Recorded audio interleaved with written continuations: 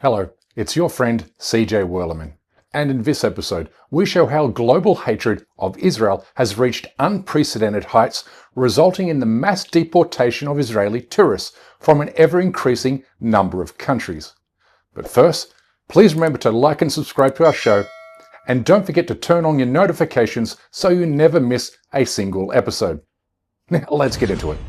In a recent article for Patreon members, I explain why anti-American and anti-Israel attitudes around the world have soared to record levels, with a new survey showing that a clear majority of people in 24 countries now hold a negative view towards both countries. As Israel falls to dead last place in the Global Nation Brands Index for the second year in a row, for the simple reason that everyone now hates the Zionist state and the Zionist ideology, including a clear majority of Americans, who now favour Palestinians over the Jewish state for the first time in US history. But what really stands out in this data is that growing American hostility towards Israel now aligns with attitudes long held towards Israel in the Arab world, with both Americans and Arabs opposing US support for Israel, opposing US support for authoritarian regimes in the Middle East, and opposing US military attacks and sanctions against Arab countries. What the world especially hates is American and Israeli hypocrisy towards democracy and human rights, which they claim to champion while committing genocide in Gaza and Sudan and bombing 9 countries in a single year. This war caused a historic shift in public opinion on how Americans view the Middle East conflict. What are we talking about here? Who voters sympathize more with, the Israelis or the Palestinians? Back in October of 2023, it was the Israelis by 48 points. Look at this shift. Now we're talking about the Palestinians by a point. I looked back at every single poll that I could possibly find since this question was first asked in the 1980s. This is the first time ever in which the Palestinians had any sort of lead on this particular question. It is very clear that this war caused a historic shift away from the Israeli position in the Middle East conflict and towards the Palestinians when it comes to who Americans and voters sympathize with. This, of course, separating people from the actions of their government is a core principle in political science, human rights, and international law, because doing so ensures accountability while protecting individual liberty. A notion I support wholeheartedly, albeit with one notable exception: the State of Israel. Mostly because it's impossible to separate the criminal psychopathy of Benjamin Netanyahu from the collective psychopathy of the general Israeli population. Given 8 out of 10 Israelis support genocide and ethnic cleansing in the Palestinian territories, and with a similar majority supporting Israel's wars of aggression against the entire region, Zionism has reached a point where Israeli rabbis now openly endorse genocide. כל אחד מאיתנו, אם אתה אזרח, אם אתה חייל, אם אתה שוטר, אם אתה איש שב"כ ואיש מוסד, לא משנה מה אתה. אם אתה רואה אותם, יש לך איזה תירוץ חוקי הכי קטן שבעולם, גמור עליהם 2 מחסניות, לא אחת.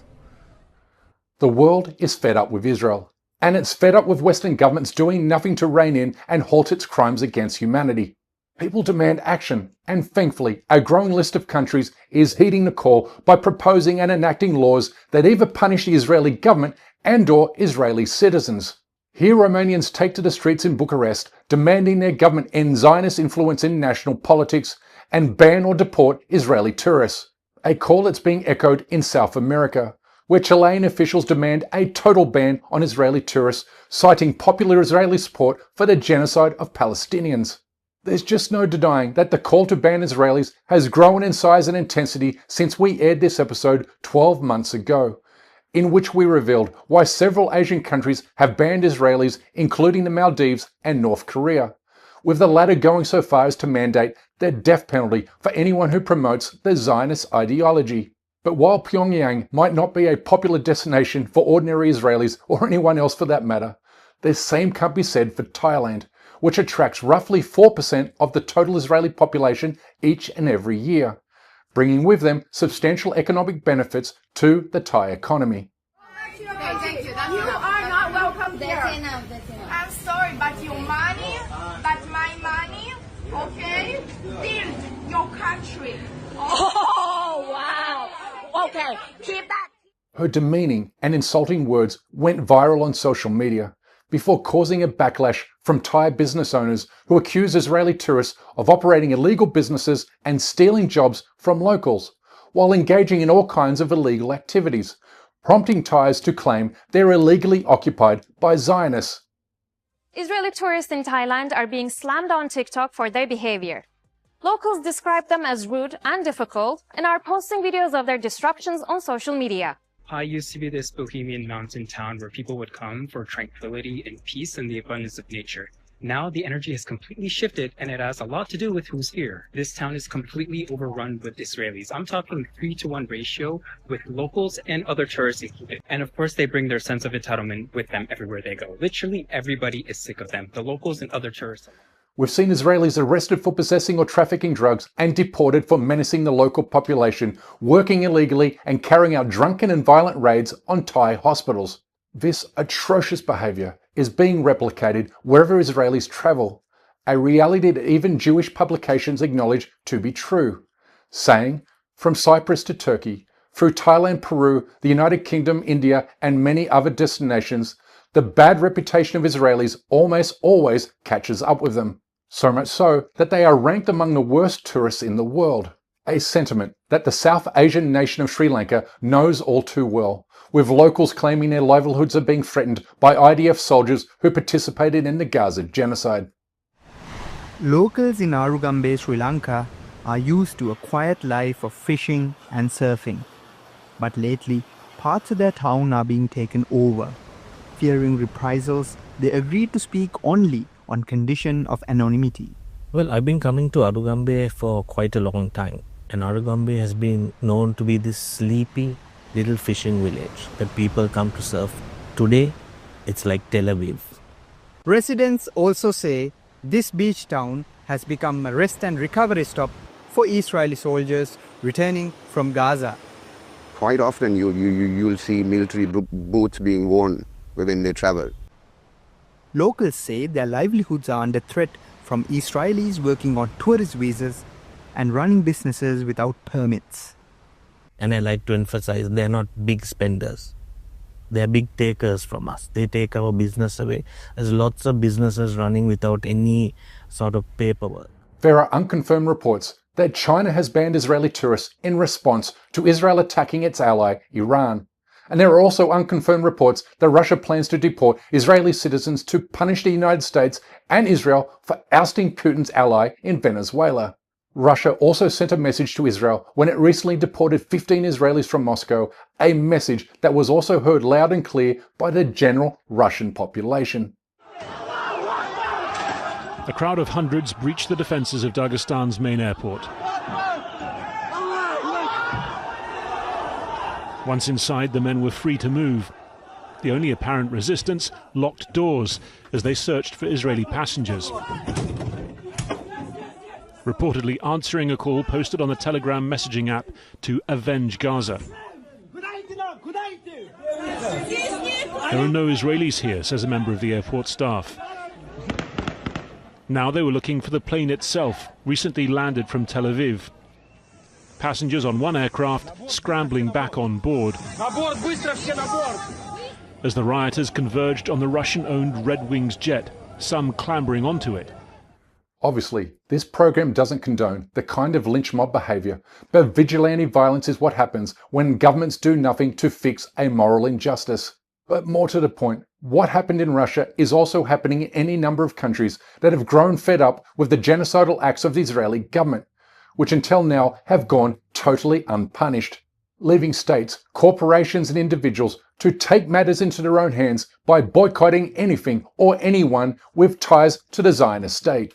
In other words, people are voting with their wallets as hotels across the world are either evicting Israeli tourists or denying them accommodation to send an unmistakable message to the Israeli government that genocide, racism and apartheid will not go unpunished. Last month, the African nation of Ghana deported Israeli tourists in response to the racist immigration policies of the Zionist regime. And we end the show with a tit-for-tat diplomacy move from Ghana.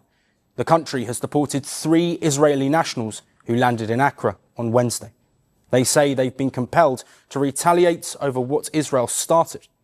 Ghanaian authorities have stated this move is a direct response to the alleged mistreatment of Ghanaian travellers in Tel Aviv. Earlier this month, 7 Ghanaians were detained at Israel's Ben Gurion airport. 4 of them were staff from the parliamentary service attending a cybersecurity conference. Accra says their citizens were held for 5 hours without a justifiable explanation.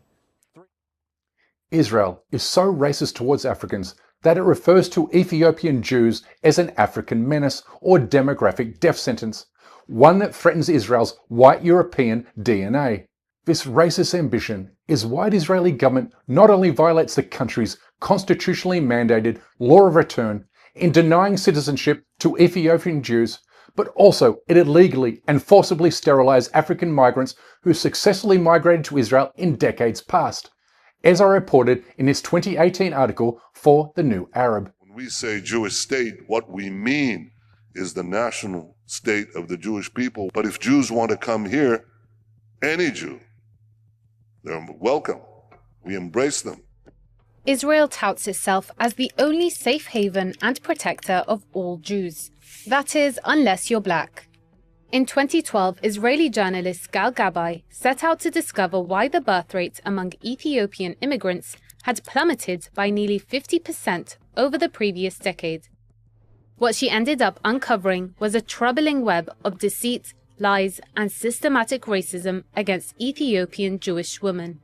Gabay's investigation revealed that Ethiopian women immigrating to Israel were being injected with a long-acting contraceptive without their knowledge or consent. These injections, administered every 3 months while the women were still in transit camps in Ethiopia, continued after their arrival to Israel. Some women claimed they were threatened by Israeli doctors who told them they wouldn't be allowed to immigrate if they refused the injection, while others were simply told they were receiving a vaccine and given no details on the side effects. On the other side of the South Atlantic Ocean, vacationing Israeli soldiers are accused of deliberately starting a series of fires that are sweeping across Patagonia in southern Argentina. Lo que más te duele es el alma y el corazón cuando ves a la gente que se quedó sin nada, cuando ves los animales muertos. Nosotros hacemos colecta, yo no puedo ni hablar de la angustia que tenemos, nosotros vivimos acá. Este lugar para nosotros es el paraíso y nos quemaron el paraíso, loco. Nos dejaron, arruinaron todo. Y acá lo que pasa es que están queriendo venderle la Patagonia a todos los judíos, loco. Esto se sabe hace un montón. Acá todo el mundo lo sabe, está lleno de israelitas, está todo el mundo comprando la tierra. Nadie hace nada y la única gente que pone el pecho es la gente que perdió todo. Acá nos dejaron solos. This place is crawling with Israelis? Is that true? Another news report from Argentina caught our eye. We seem to learn here that grenades found in the burned up areas of Patagonia are Israeli made. Even without threats of deportation, we can expect to see fewer Israeli tourists in foreign destinations, given every Israeli citizen of military age is potentially on the hook for committing war crimes, which is why the Israeli government warns its citizens against traveling abroad. Defense forces warning soldiers and officers who fought in Gaza to avoid traveling abroad after groups filed complaints against them for alleged war crimes. That is according to a report by Ynet. In 8 cases, soldiers who did travel abroad were immediately told to return over fears that they would be arrested or questioned by the country they were visiting. The soldiers visiting Cyprus, Slovenia, and the Netherlands. Israel, of course, is desperate to change the narrative, which is why it's flooding the zone with nearly $1 billion worth of propaganda in 2026, up from $200 million last year. This hasbara is supported by a campaign of online censorship, which has already pressured YouTube into demonetizing thousands of pro-Palestinian channels and deleting more than 700 videos that revealed evidence of Israeli war crimes. Our channel was one of those victims. As a result, the Zionist lobby successfully pressuring YouTube into demonetizing our program 4 months ago. This means our survival is solely dependent on those who kindly support us via Patreon. Therefore, we kindly ask that you please support our effort to expose and confront the Zionist lobby and other injustices in the Muslim world by becoming a member of our show at patreon.com/CJWerleman. We can't produce, sustain, and grow the show without your help, and we offer exclusive content and benefits to those who do. But for now, good morning, good evening, wherever you are, and stay blessed.